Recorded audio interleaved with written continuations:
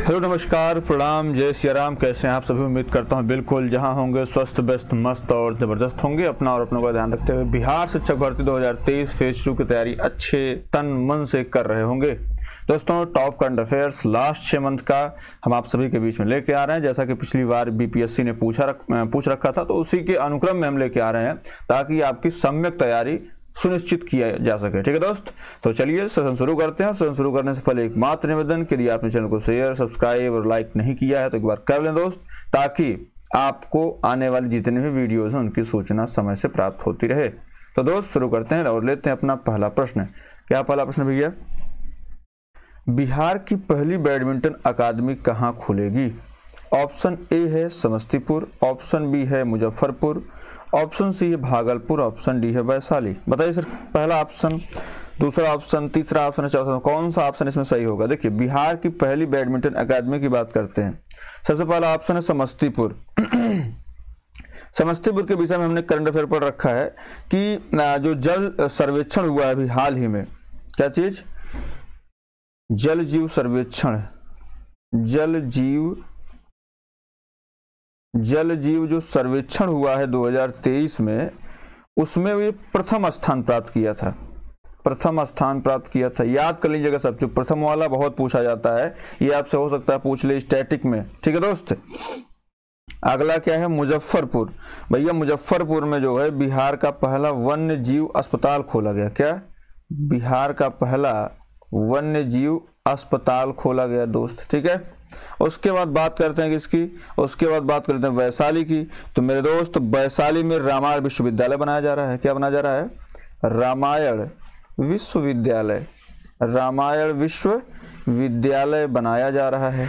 तो ये भी आप याद रख लीजिए। बात इसमें ऑप्शन बचता है सी, भागलपुर। भागलपुर क्या मेरे दोस्त? बिल्कुल राइट आंसर है। बिहार की पहली बैडमिंटन अकादमी जो है ये भागलपुर में खोली जा रही है। ठीक है दोस्त, चलिए शुरू करते हैं, लेते हैं अपना दूसरा प्रश्न। क्या भैया? पूर्वी भारत का पहला मातृत्व देखभाल कौशल संवर्धन केंद्र कहाँ शुरू किया गया? ऑप्शन ए है दरभंगा, ऑप्शन बी है Munger, option C Sheikhpura, option D है पटना। बताओ, पूर्वी भारत का पहला मातृत्व देखभाल कौशल संवर्धन केंद्र कहाँ शुरू किया गया? तो मेरे दोस्त, मेरे भाई, यहाँ पे आपको देखिए ऑप्शन दिया गया दरभंगा, मुंगेर, शेखपुरा। शेखपुरा के विषय में आप जानते हैं कि यह 100% डिजिटल प्लेटफॉर्म है। क्या भैया? 100% डिजिटल प्लेटफॉर्म, 100% डिजिटल प्लेटफॉर्म जो है ये आपका है। ठीक है, और अगर हम बात कर लेते हैं जैसे यहाँ पे दरभंगा की, तो मेरे दोस्त दरभंगा जो है ये मरीन ड्राइव की तर्ज पर जो बागमती नदी के तट पर इसको विकसित किया जा रहा है। ठीक है दोस्त, और यहाँ पे जैसे मुंगेर की बात कर लेते हैं तो पहला वानिकी कॉलेज यहीं पे खोला गया है। क्या? पहला वानिकी कॉलेज जो है वो मुंगेर में ही खोला गया दोस्त। तो इसमें तीनों ऑप्शन ये गलत हैं। राइट आंसर क्या है मेरे दोस्त? Option number D, Patna. क्या भैया? ऑप्शन नंबर डी, पटना सही है। चलिए सर आगे बढ़ते हैं, तीसरा प्रश्न लेते हैं। क्या भैया? तीसरा प्रश्न, हाल ही में बिहार में भारत की पहली वंदे भारत एक्सप्रेस ट्रेन का किन स्थानों के मध्य चलाया गया? भारत की पहली वंदे भारत एक्सप्रेस ट्रेन बिहार में चलाई गई, कहाँ से कहाँ तक? पटना से रांची, पटना से समस्तीपुर, पटना से धनबाद या पटना से कोडरमा। देखिए, ये धनबाद जो जिला है ये भी आपका जो है झारखंड का जिला है, कोडरमा है ये भी आपका झारखंड का है, रांची ये भी आप झारखंड का है। समस्तीपुर, तो मेरे दोस्त पटना समस्तीपुर गलत है, पटना से धनबाद बिल्कुल गलत है, पटना से कोडरमा गलत है। दो राजधानी के मध्य पटना से रांची के बीच जो है जो पहली बिहार में वंदे भारत एक्सप्रेस ट्रेन चलाई गई है वो चलाई गई। ठीक है दोस्त, अगर सेशन अच्छा लग रहा तो प्लीज इसको लाइक कर लें, शेयर करें, सब्सक्राइब करने में कोताही ना करें दोस्त, सब्सक्राइब जरूर कर लें। ठीक है, चलिए सर आगे बढ़ते हैं, चौथा प्रश्न लेते हैं। बिहार के किस जनपद न्यायालय ने नेपाल के मध्य पहली मालगाड़ी 2023 में चलाएगी? क्या दोस्त? इसमें बिहार के किस जनपद, न्यायालय नहीं मेरे दोस्त, न्यायालय से नहीं, किस जनपद से नेपाल के मध्य पहली मालगाड़ी चलाई जाएगी? Option A Patna, option B Motihari, option C Araria, option D Sheohar. ठीक है दोस्त, बताओ भैया ये कहाँ, इसमें राइट आंसर क्या हो जाए? देखिए, पटना क्या है, बिहार का जो आपका मतलब यहाँ पे बहुत सारे प्रोग्राम शुरू किए गए हैं। अभी हमने पढ़ा कि पटना से जो है आपकी वंदे भारत एक्सप्रेस जो चलाई गई है रांची के लिए, वो भी चलाई गई है। और ये सबसे बड़ी राजधानी है ना। मोतिहारी हो गया, मोतिहारी नेपाल से बिल्कुल सटा हुआ जिला है। अररिया भी सटा हुआ जिला है। शिवहर, तो बताओ दोस्त इसमें राइट आंसर क्या हो जाएगा। देखिए अगर यहाँ पे अररिया जो है राइट आंसर हो जाएगा। ये अररिया से सटा हुआ जो नेपाल है, इसका राइट आंसर हो जाएगा। अररिया जिले से जो है पहली नेपाल के लिए मालगाड़ी चलाई गई है दोस्त। ठीक है, चलिए आगे बढ़ते हैं। 5वां प्रश्न लेते हैं। क्या भैया, हिसुआ नेवादा में किसकी सबसे ऊंची प्रतिमा बनाई जा रही है। ऑप्शन है भगवान बुद्ध की, ऑप्शन बी भगवान राम की, ऑप्शन सी भगवान शिव की, ऑप्शन डी इनमें से कोई नहीं। तो मेरे दोस्त मेरे भाई, भगवान राम की अगर बात कर लें तो ये तो उत्तर प्रदेश में बनाई जा रही है। कहाँ पे, उत्तर प्रदेश में बनाई जा रही है। ठीक है, भगवान शिव की बात कर लें तो ये राजस्थान में बनाई जा रही है। कहाँ पे, राजस्थान में।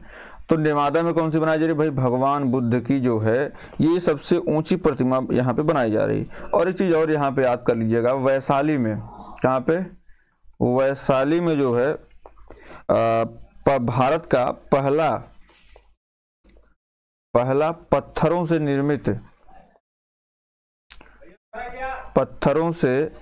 निर्मित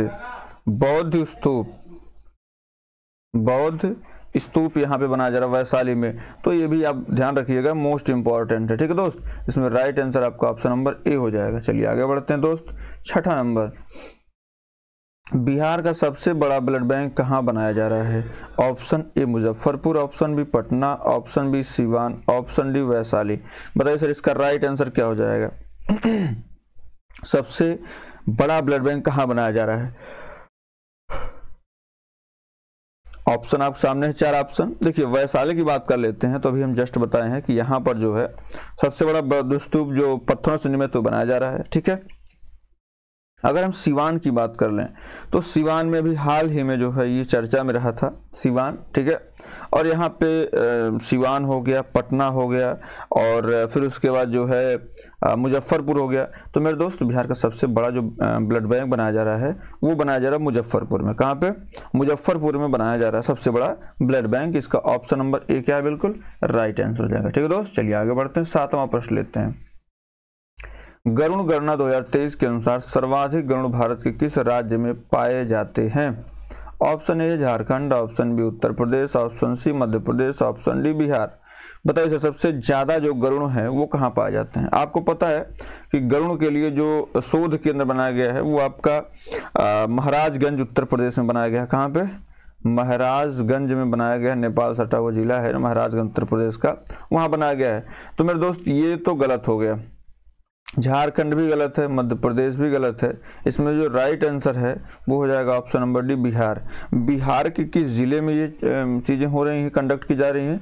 तो बिहार के भागलपुर जिले में। कहाँ पे, भागलपुर जिले में ये सर्वाधिक गरुड़ पाए गए हैं, बिहार के भागलपुर जिले में। और बाकी सर्वाधिक तो बिहार में ही है। ठीक है दोस्त, चलिए आगे बढ़ते हैं। 8वां प्रश्न लेते हैं। क्या 8वां प्रश्न भैया, बिहार का पहला फल एवं सब्जी निर्यात केंद्र कहाँ बनाया जा रहा है। Option A Banka, option B Patna, option C Bhagalpur, option D Araria. बताइए, देखिए बांका को जो है हमने बांका को पढ़ा था पहले, जो है बांका का एक विलेज है बाबरचक। क्या, बाबरचक विलेज जो है ये पहला स्मार्ट विलेज है। क्या भैया, पहला स्मार्ट विलेज है ना। ये बांका जो है बिहार का पहला स्मार्ट विलेज है। हमसे पूछा क्या भारत का पहला फल एवं सब्जी निर्यात केंद्र। ठीक है, अब यहाँ पे भागलपुर की बात कर लें भैया, तो भागलपुर में भी आपको पता ही है अभी हाल ही में भागलपुर में जो सर्वाधिक गरुड़ पाए गए हैं। क्या पाए गए हैं, सर्वाधिक गरुड़ पाए गए हैं। ठीक है, तो आप जैसे, और अररिया, अभी अररिया से जो चलाई गई है ट्रेन, पहली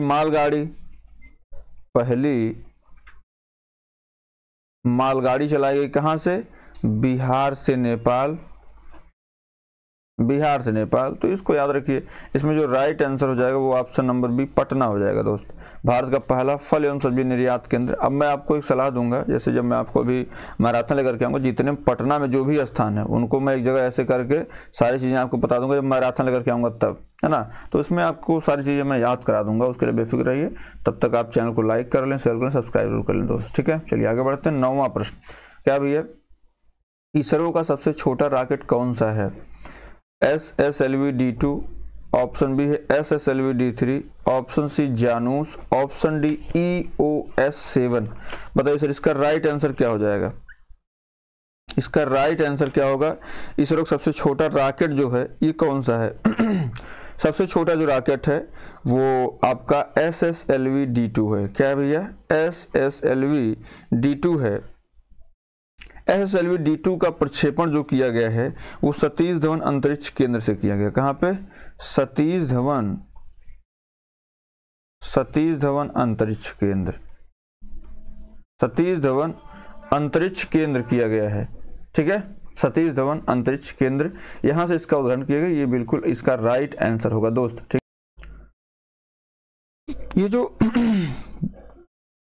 SSLV-D2 है यह करीब 120 टन वजनी है और लगभग 34 मीटर लंबा और 2 मीटर चौड़ा है। तो बेसिकली सबसे छोटा है। SSLV-D3 की बात कर लेते हैं तो ऐसा कोई अभी उपग्रह बनाया नहीं गया है, छोटा रॉकेट कोई बनाया नहीं गया है, बड़ा रॉकेट कोई बनाया नहीं गया इस नाम से। ठीक है दोस्त। और EIOS-7 की अगर हम बात कर लें दोस्त तो ये 3 उपग्रह जो अभी इसरो द्वारा डिजाइन किए गए हैं, विकसित किए गए हैं, उनमें सबसे वजनी उपग्रह ये EIOS ये आपका 07 है। और अगर जानूस 1 की बात कर लें तो जानूस 1 जो है लगभग 10 किलोग्राम वजनी उपग्रह है और यह अमेरिका के एंटरिस का है। जानूस 1 एक स्मार्ट उपग्रह मिशन है जो एंटरिस सॉफ्टवेयर प्लेटफॉर्म पर आधारित है। तो इसमें बेसिकली हमारा राइट आंसर आपका ऑप्शन नंबर ए हो जाएगा। चलिए सर आगे बढ़ते हैं, अगला प्रश्न लेते हैं, 10वां प्रश्न।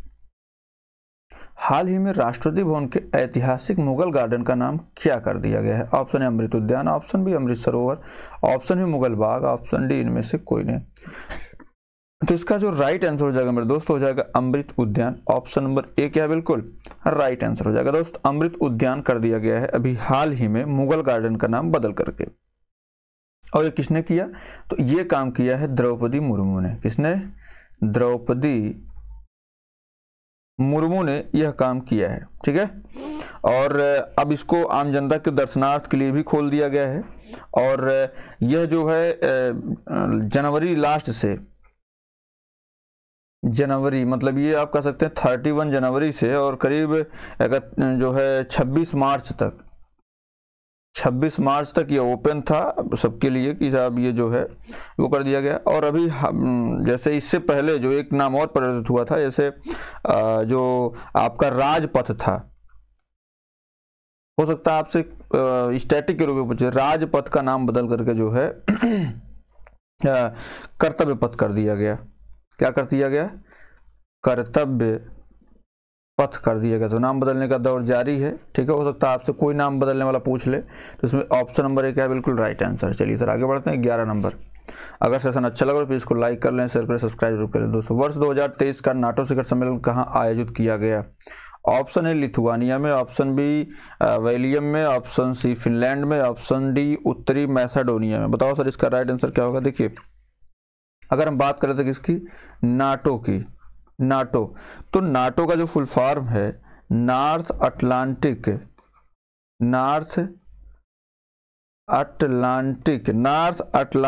Treaty Organization, North Atlantic treaty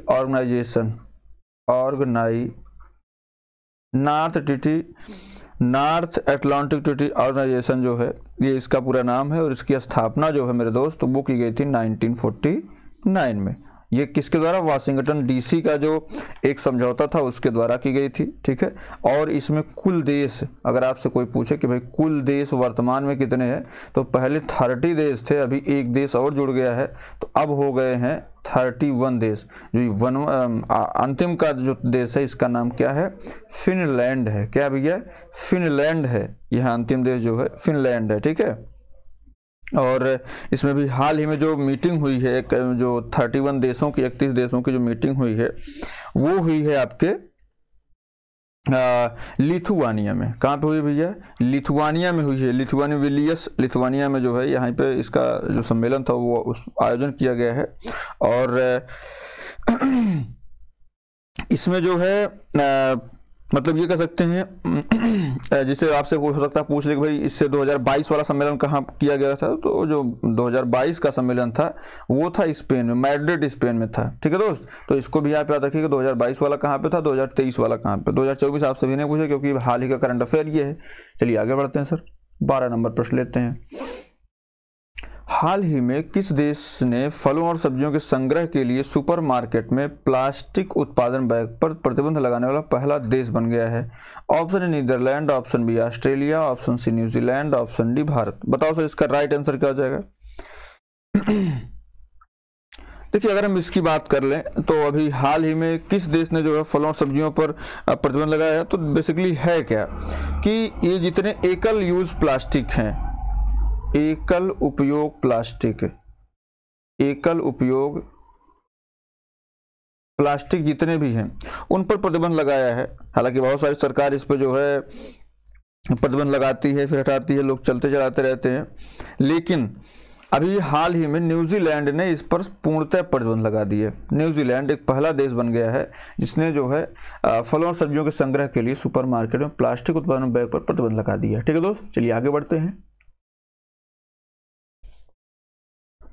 अगला प्रश्न है, हेनले पासपोर्ट इंडेक्स 2023 में भारत का कौन सा स्थान है? आपसे एक इंडेक्स हो सकता पूछे, option 87, option B 80, option C 82, option D 92। बताओ भाई इसमें राइट आंसर क्या हो जाएगा? देखिए अगर हम इसकी बात कर लेते हैं सर कि भाई कौन सा स्थान है, तो इसमें जो भारत का जिसे हेनले पासपोर्ट इंडेक्स है, तो सबसे पहले तो आपको ये जानना पड़ेगा कि साहब हेनले पासपोर्ट इंडेक्स का यूज क्या है ना, क्यों जो है ये किया जाता है। देखिए होता क्या है कि जैसे भारत है, सिंगापुर है, जापान है, तो ये बहुत सारे देश इसमें जो है कर रहे हैं। और हेनले पासपोर्ट इंडेक्स जो है ये लंदन स्थित वैश्विक नागरिकता और निवास सलाहकार फर्म हेनले और पार्टनर से हेनले पासपोर्ट इंडेक्स जो है ये सभी पासपोर्टों की रैंकिंग जारी करता है। और ये कहता है कि साहब उन गंतव्य स्थानों की संख्या के अनुसार जहाँ उनके जैसे मान लीजिए हम भारत हैं, हमारे भारत के लोग जो है किन देशों में जो है बिना पूर्व वीजा के भी पहुंच सकते हैं, बिना पूर्व वीजा के पहुंच सकते हैं। तो ये कितने देश हैं? जैसे भारत अपना है, तो भारत में जो है ऐसे 57 कंट्रीज हैं जहां पर आपको वीजा फ्री या फ्री वीजा ऑन अराइवल के द्वारा जो है यात्रा की जा सकती है। 57 देश हैं। तो इस 57 देश के साथ जो भारत का स्थान हो गया है वो हो गया 80वां, जो 2022 में था, 2022 में 27वां था, अभी 80वां हो गया है। अब हो सकता है आपसे पूछ ले कि भाई पहले स्थान पे कौन है, तो पहले स्थान पे जो है वो सिंगापुर है। सिंगापुर में जो सिंगापुर के लोग हैं इनको 192 देश में फ्री वीजा या ये कह सकते हैं वीजा ऑन अराइवल की सुविधा मिली हुई है। जो दूसरी बार था, जैसे पिछली बार जो था वो आपका जापान था, तो इस बार जो है जर्मनी, इटली और स्पेन तीनों जो है संयुक्त रूप से आए हैं। जर्मनी, इटली और स्पेन भी आ गया है ना, तो इसमें जैसे 192 इसका, जिसका 190 देश ये यात्रा कर सकते हैं। जो जापान था वो तीसरे स्थान पहुंचेगा। जापान में बहुत सारे जैसे तीसरे स्थान पे ऑस्ट्रिया, फिनलैंड, फ्रांस, जापान, दक्षिण कोरिया, लग्जमबर्ग है, स्वीडन है ना, इनके जो वो हैं तो ये 189 देश में यात्रा कर सकते हैं। तो इस प्रकार से बहुत सारी चीजें आपको याद रखनी पड़ेगी। हेनले पासपोर्ट इंडेक्स में जो है 80वां स्थान है। ठीक है, अगला नंबर है सर, देश के सबसे लंबे एक्सप्रेसवे दिल्ली मुंबई के पहले फेज का उद्घाटन किसने किया sir? Option A Nitin Gadkari ने, ऑप्शन बी नरेंद्र मोदी ने, ऑप्शन सी अमित शाह ने, ऑप्शन डी जेपी नड्डा ने। बताइए सर इसका राइट आंसर क्या हो जाएगा? देखिए अब ये सारी चीजें, जैसे जो सबसे बड़ा है सबसे छोटा है, सारी चीजें आपको थोड़ा सा ध्यान रखनी पड़ेगी। जैसे सबसे लंबा एक्सप्रेसवे जो दिल्ली मुंबई वाला है, इसकी जो डिस्टेंस कितनी है, तो 1386 किलोमीटर है। ठीक है, ये सबसे लंबा एक्सप्रेसवे है। दिल्ली दौसा लालसोट सेशन जो है करीब इसमें 12,150 करोड़ से अधिक जो है रुपए इसमें खर्च हुए हैं। और दिल्ली मुंबई एक्सप्रेसवे जो है ये लगभग 6 राज्यों से होते हुए गुजरेगा। एक तो आपका दिल्ली हो गया, दिल्ली, उसके बाद आपका आता है हरियाणा, दिल्ली हरियाणा यहीं से शुरू ही हो रहा है। आपका राजस्थान, अब जाहिर सी बात है मुंबई जाएगा तो मध्य प्रदेश तो अछूता रहेगा नहीं, तो मध्य प्रदेश, और उसके बाद आपका गुजरात, गुजरात और यहाँ आपका आ जाता है महाराष्ट्र में। जब जाहिर है तो महाराष्ट्र तो रहेगा ही रहेगा।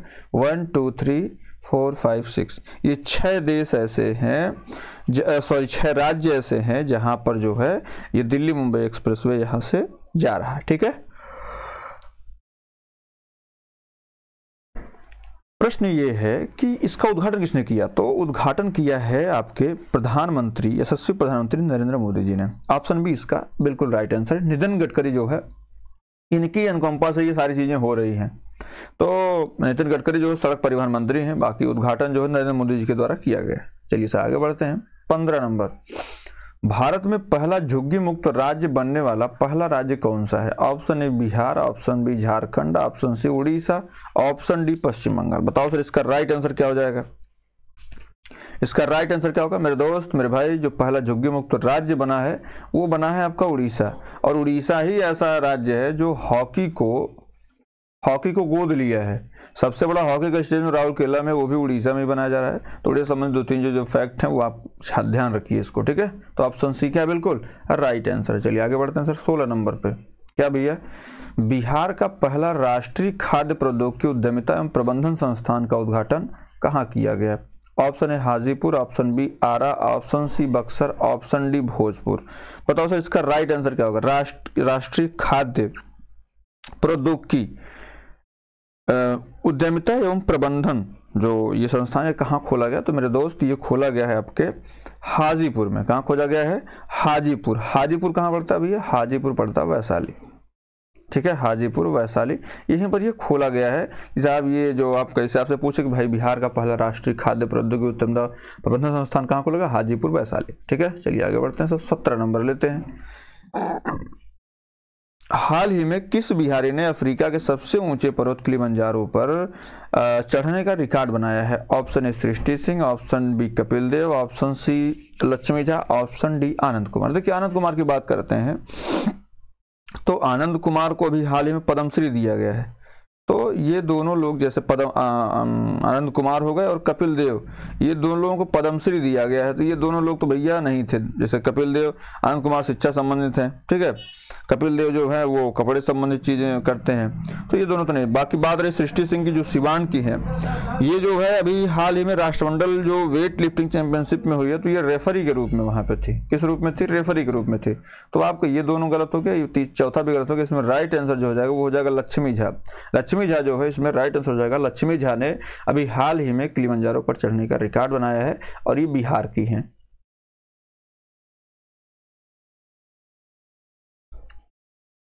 बिहार के रिवर हैचिंग योजना किससे संबंधित है? ऑप्शन ए कंप्यूटर हैकिंग से बचने से, ऑप्शन बी सुशासन मजबूत करने से, ऑप्शन सी नदियों के जलीय जीवों से, ऑप्शन डी सड़क दुर्घटना से। देखिए जो बिहार की रिवर हैचिंग योजना है, ये जो नदियों के जल जीव हैं इनकी सुरक्षा और संरक्षण से संबंधित है दोस्तों। ऑप्शन नंबर सी क्या है इसका? बिल्कुल राइट आंसर है। देखिए नदियों के जीवों का क्या कंडीशन है, क्या सारी चीजें हैं, उस पर ये इसके द्वारा हम चर्चा करेंगे और ये सारी चीजें इस पर करेंगे। तो नदियों के जलीय जीवों से संबंधित है ये। ठीक है दोस्त, चलिए आगे बढ़ते हैं। 19 नंबर, बिहार के कितने जिलों में भूगर्भ जल एवं जल में यूरेनियम की मात्रा विश्व स्वास्थ्य संगठन द्वारा बनाए गए मानक से अधिक है? ऑप्शन ए 5 जिले, ऑप्शन बी 7 जिले, ऑप्शन बी 10 जिले, ऑप्शन डी 14 जिले। देखिए सर इसमें बात कर लेते हैं तो इसमें कुल 7 जिले आ रहे हैं। हो सकता है आपसे ये पूछ दें कौन सा जिला जो है यूरेनियम की मात्रा में जो विश्व स्वास्थ्य संगठन द्वारा बनाए गए मानक उनमें से किसमें जो है नहीं है, तो आपको 7 जिला दे हो सकता है पूछ ले। तो आप 7 जिले जरूर याद कर लीजिए। पहला तो आपका नवादा है। पहला क्या है? नवादा है। दूसरा क्या है? नालंदा है, नालंदा डिस्ट्रिक्ट। ठीक है, फिर उसके बाद आता है सियोल। क्या आता है भैया? सुयोल आता है, यहाँ पे भी वही कंडीशन है। उसके बाद आता है शेखपुरा। ठीक है, और उसके बाद आता है आपका सिवान। क्या भैया? सिवान आता है। उसके बाद आता है वैशाली और उसके बाद आता है आपका गोपालगंज। क्या आता है भैया? गोपालगंज आता है। दोस्त ये आपके 7 ऐसे डिस्ट्रिक्ट्स हैं जहां पर विश्व स्वास्थ्य संगठन द्वारा बनाए गए मानक से अधिक आपकी यूरेनियम की मात्रा भूगर्भ जल में पाई गई है। तो इसमें जो राइट आंसर हो जाएगा वो हो जाएगा ऑप्शन नंबर 7, बी ऑप्शन बिल्कुल राइट आंसर। चलिए अंतिम प्रश्न लेते हैं सर। क्या है? बिहार का पहला ऑक्सीजन पार्क किस जिले में बनाया जा रहा है? तो ऑप्शन ए आपका Patna, option B Gopalganj, option C Vaishali, option D Nalanda. बताओ सर इसका राइट आंसर क्या हो जाएगा? ऑक्सीजन पार्क कहाँ बनाया जा रहा है मेरे दोस्त? ये बनाया जा रहा है ऑप्शन बी गोपालगंज में। गोपालगंज में आपके जो है ऑक्सीजन पार्क बनाया जा रहा है। गोपालगंज में भी आपको पता ही है यूरेनियम की जो भूगर्भ जल में मात्रा वो अधिक पाई गई है। तो इसमें राइट आंसर आपका ऑप्शन नंबर बी हो जाएगा। चलिए सर, आज की क्लास में तो उम्मीद करता हूँ क्लास आपको पसंद आई होगी। पसंद आए तो प्लीज़ को लाइक कर लें, शेयर करें, सब्सक्राइब जरूर कर लें दोस्त। बहुत बहुत धन्यवाद।